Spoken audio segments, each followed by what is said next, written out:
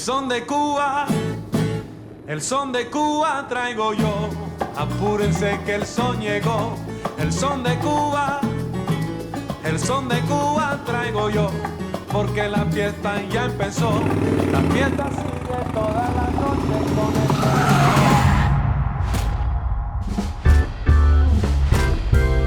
Hello, I'm Ryan F9, and we recently took a beat-up Vulcan 900 and made it much easier to keep upright. We installed rider alerts to danger beside and behind, but still the most consequential part of any motorcycle is the large nut that connects the seat to the handlebars.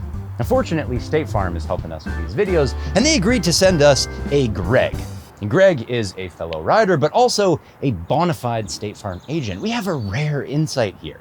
He works with motorcycle accident claims every single day. So Gregg, from your experience as a State Farm agent, what are some of the most dangerous situations that we can all be more aware of? Left turn collisions. Okay, Gregg, I got some questions. Well, from the claims I receive in my office, most motorcycle crashes involve a car because the driver of the car doesn't see the bike and turns left in front of them. Yeah, that's a classic. What I've learned to do is to cover the brake approaching an intersection. That way I'm ready to stop short of the car no matter what it does. For sure, it's super helpful, buddy, but what I really want The added benefit? Covering the brake keeps your taillight lit during the whole lead up, so the car behind is alerted in case you have to panic brake. Yeah, that's all wonderful, Gregg, but who the heck is in my sidecar? Oh, that's Ludwig. He had a left turn accident, so I thought he'd be a good person to bounce ideas off. Oh my God!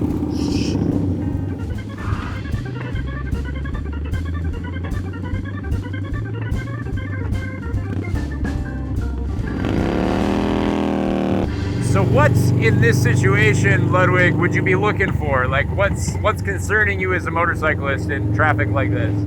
I think the most important thing is trying to find another motorcyclist to make sure to wave to them on time so I get a wave back. That's pretty the number crucial. one thing. So 2 fingers down. If you spot someone on a certain kind of bike, you might do 1 finger up, but it is a personal choice. Oh, cyclists. I don't really wave at cyclists. That's a choice people make. Did that just die on you, or are you just saving Nah, the turn it planet? off. Man, my guy. But what should I be looking out for? Hot babes, cool billboards. Like, what do you want me to look at? Those are good. An intersection like this, the biggest risk is going to be the left turner. So cars come through intersections, they're just looking for cars, so they often don't see a motorcyclist. So when I come up through one of these, I'll be looking at the tires. Because usually a driver, they'll start working that wheel like a moment before they actually hit the gas and turn left. So it's sometimes possible to gauge a driver's intent just by looking at the front wheels. If they're starting to turn left, that's when you're covering the brake. You're really getting ready to stop because they might be able to pull right in front of you, like that guy right there. That was scary. I'm not gonna lie, my heart skipped a beat he was there. about to do it, right? I was like, wow, we're gonna get a live demo. You're telling me as a man. You go to an intersection and you're looking at their tires? Looking at the front tires, yeah, seeing when the tires are gonna be turned to the left. Doesn't even have to just be intersections, because we got all these driveways over here on this side. So in theory, any of these guys coming home from work could be looking to hook a left right in front of us. And they often just don't see the bike. Like, for example, the truck you're following right now, if you gotta see it through the driver's eyes, they probably don't see us at all, because the truck's much bigger, right? Yeah. So they see a truck and a big gap, big juicy gap behind it, and they're getting all excited to turn left, and then right at the last minute, oop, there's a motorcycle there. So if I was coming up to an intersection, I would always give myself a bigger gap from the vehicle in front, and even hug that dotted line, just to make sure that you're very visible to the oncoming traffic. Usually what I do is I just say a little prayer and I rip it through, but I'll remember this. This is wise words. That's another way to do it. Jesus, take the wheel, just faith and prayer. And just really hope he does. Yeah. The other thing that you'll hear, and this comes mostly out of the UK, is to do a smidsy. So it sounds for, sorry mate, I didn't see you. Which is Sorry something mate, you'll hear. I didn't see you there. Yeah, exactly. That's what you Okay. hear after you get speared by the car. So the smidsy is just, if you're coming up to an intersection like this flashing light here, So you would wanna do a weave start side running to like side. this. Exactly like that. Weave inside to What if side. I just stand and I do this? That would help too. all you're trying to overcome is that, like, when you're coming straight at a car, you're dead in the same part of their periphery. The kicker is that even when you're coming at right angles, if you're going the same speed, you're exactly in the same spot of the periphery. So by moving left-right, you generate that movement across their retinal fields, and then they're just more likely to see you. So standing up, swerving side to side, our brains are kind of hardwired to pick out any movement like that. So you're just trying to be like the lion instead of the lamb, right? To the caveman brain. I think I accidentally do this. Oh yeah. I wave at every car that I pass. Well, I mean, that 100% does the same thing. And when you're riding like a cute Barbie sidecar, probably they're gonna see you. Oh, she waved. We got one. That's all you need. Ladies and gentlemen, we got him. Beautiful as days. Vancouver always like this? No, you caught it at its best. We got cherry blossoms. We have sunshine. It's hot, but not too hot. This is about as good as it gets. Yeah, this place rules just today. I want it to be like this I'll just imagine it's like this every day. Okay, Greg, what do you got next? Failure to negotiate a corner. Normally, failure to negotiate a corner is not something I see much of in my office. But on a day like today, sunshine, lots of people out for a ride exploring, you have to be extra careful. When people don't know the roads as well, they come in hot and go for a ride in the ditch. Okay, Greg, I know a trick for that one, actually. Ludwig, you've never been on this road before, yeah? Yeah, that's right. I never been to Canada, actually. Okay. So you don't have a map in your head, you've got no map on the bars, so when we're going through a corner like this, where are you looking? Probably the apex. I'm trying to hit this turn pretty sharp, get as fast as I can out of it. Yeah! You hit it! Pretty good So there, apexes are good for shaving seconds, for sure. The trouble, I mean, obviously in the civilian world, is the apex of the corner could be the bike lane, and you're just tanking some cyclists like that. So what I always do, if I don't know the road, I spot vanishing points instead, and that's just the spot where the corner disappears behind the trees, behind the slope, whatever it is. And the reason you do that is the vanishing point will do three things. It'll either stay steady, in which case the corner is consistent, or it'll move away from you, in which case the corner is unwinding and you can lay on it. The third thing though, if that vanishing point jumps towards you, that's a decreasing radius corner. And those ones are the most dangerous because they're gonna ask you to brake and also turn at the same time. So you're kind of asking your tires to do two different things. So watch this one. Yeah, I got a turn coming up here. I see it. And then now I can put it on the gas a little bit. Put it on, yeah, it's unwinding. Same here, vanishing point is there, kind of watching it. Yeah. Now it's unwinding, just kind of lay it on. Woo! Very nice. So we're not ripping the gas or the brakes until I can see where I'm going. Yeah, you don't want to ask the tire to do two things, because you can ask it to brake a lot, and it'll brake until it skids, or you can ask it to corner a lot. In this case, it'll corner a lot until that tire actually lifts off the ground. But if you ask it to corner and brake at the same time, you're pulling the rubber two different directions, and that's when you get the slip really suddenly. You're into a pretty slippery situation. So this is a good one. You're watching the vanishing point. It's there. It actually comes towards you there, so it's a little tight, decreasing, and then it unwinds. That's it. Okay. That's all helpful, but did that sign actually say active bear zone? Oh yeah, sorry, did I not mention that? No, that didn't really come up when you told me I could ride in the woods. Yeah, so you want to spot vanishing points and also bears. Okay, all So right. you're watching here, there's the vanishing point, it's unwinding, but oh, there's the bear, so then you got to adjust. Heard. And I don't want to change my delta on turns. Yep. And I don't want to get mauled by a bear. All right, okay. This is helpful. I do wish I knew this before driving 3,000 kilometers across Japan. Still helpful. I only dropped my bike 4 times. Motorcycling is a lifelong pursuit, and I mean, 4 times 3,000 kilometers, not that bad. This bike, I think, has probably a crash ratio that's worse than that. How many miles do you think you've gone, or kilometers, on a motorcycle? It's a good question. It's hard to actually say because perk of the job, I'm on a different bike like every couple weeks. So I don't really have an odometer to look at and say I've done this many, but this year in 16 days, I think we did almost 20,000 Yuck. miles. Yeah. Yuck. So this year I might be up around like, I don't know, 60,000 K by the time it's all said and done. Oh, this is gonna be your left into Kate's Park here where that truck just turned. A little right here. Oh, right turns are tough you're- on this. Okay. Yeah. All right. See, this is why I put you in the driver's chair for this. I was like, oh, people like to see Ludwig ride more. That'll be more interesting. In my head, it's like, I don't want to muscle a sidecar rig around that road 4 times in a row. Oh yeah, no, it's definitely good for the old triceps there. Yeah, you got to work it. All right. Okay. Nice job, dude. There we go. Successful. How do you think I am as a rider? Really good. Really? Yeah, super good. You're calm, comfortable. Blinkers on. Huh? My blinker's on? Naughty. No. Get your gear covered. With as many claims as we see in my agency, I never ride without full protective gear. Leather jacket, full face helmet. Those things can certainly get expensive to replace.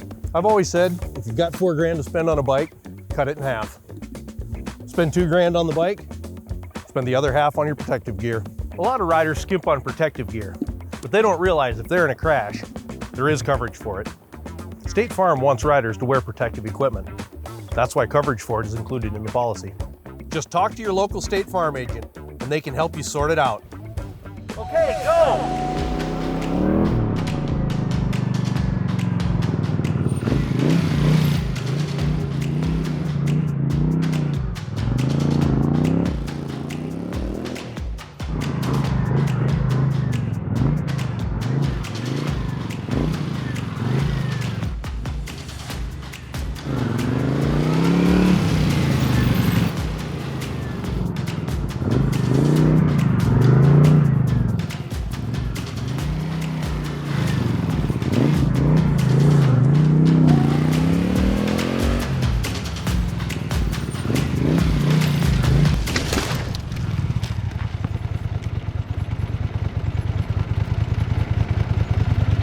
Hey dude, you good?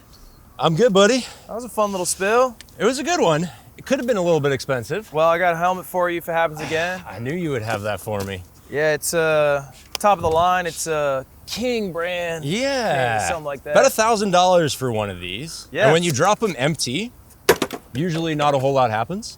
But as soon as anything goes down with your head in it, the weight there kind of crushes the EPS foam inside. You see that? So it's expanded polystyrene. It's just like packing foam, but Yeah, it's but only that'll- expanded once. That'll buff out, right? It'll buff out of here. This is going to be crushed for the rest of its life. So $1,000, that's probably toast now. Wait, so how many crashes can I do? If your head's in it, Yeah. just one. Just one? Just one. That's $1,000 dang, Ryan. That was my helmet. You just threw my helmet. Welcome to Fortnite.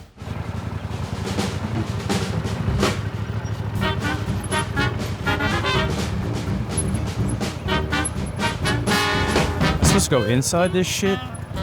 Oh no.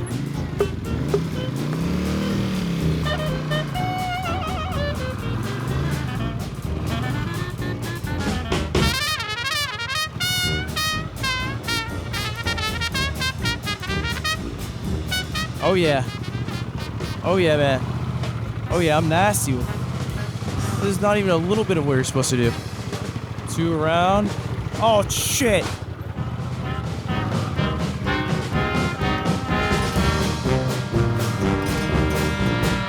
Oh god. Oh no. Oh god. Oh no. Oh. How am I doing? Good. Okay. Almost at the end now. Shit. Oh my god. How you feel, buddy? What's up, man? I feel pretty strong right now. You're not hurt? No, I feel good. Oh my gosh. What is this? It's a lot of chest protection. You get like, the compression zone is like 10 times what you get from a passive pad. Uh-huh. And try to move your head around. No, I see you. I see you. Yeah? I see you. Side, side, back, I see Gregg. forward. I see Gregg over there. Okay. Okay. So, I mean, like, can I use it again or what? Well, that's the thing. So, depends on the airbag. Some of them have finite limits. So 3 times, 5 times, depends on the brand. but they're all pretty expensive. So this one here I think is about $1,200, and if this was your third or fifth tip over, whatever that limit is, then you could be out the whole amount. So 5 times and then another $1,200. It could be. I've crashed 5 times today. Yeah, and even 3 for some models. So If you're doing the math here, I'm losing a lot of money. yeah, you're losing a lot of money. Can I take this off? When does it go away? So we got, feel that. Feel how cold that is. Ooh, The expansion of the gas, yeah, right? it's an icy. Yeah. So if we take that out, you'll lose your Michelin Man look a little bit quicker. Okay. And these are like $40. So to reload them is actually not that expensive until It's just until the you reach safety of the bag when you hit the limit. Yeah, because like Climb or Alpine Stars or whoever, they're not going to stand behind it forever. So they usually give you that finite limit, and then when you're past it, they'll say throw away the bag and get a new one. Spend another $1,200. Yeah, I don't know if I'd trust an airbag that's been puffed 100 times. Yeah, I probably wouldn't either. That was your first. That was my first time doing blow it. up. What's Yeah. the thought? What do you think? Well, I'm glad it exists as a whole. Yeah. Because I've dropped a bike a couple of times. Yeah. So it's good to know that if I drop it at higher speeds, Yeah. at least I'll feel strong after. It makes you feel strong. The biggest thing for me is like no one likes to ride in a neck brace. It Yeah. sucks. With this, you don't have to because just when the accident happens, it puffs up on your helmet and makes it kind of really hard to move your head. Yeah. So that's pretty nice to And I have. kind of felt powerful when you're punching me. Yeah. Oh yeah. No, you I felt felt strong. invincible. Yeah. I don't know if you noticed, but Was that from punching me? I think it was. I Look how tough that dude is. won the fight. Yeah, I know. That's Hey, like watch out, Superman. man. It's like, immovable object right there. You don't want to mess with me with my jacket on.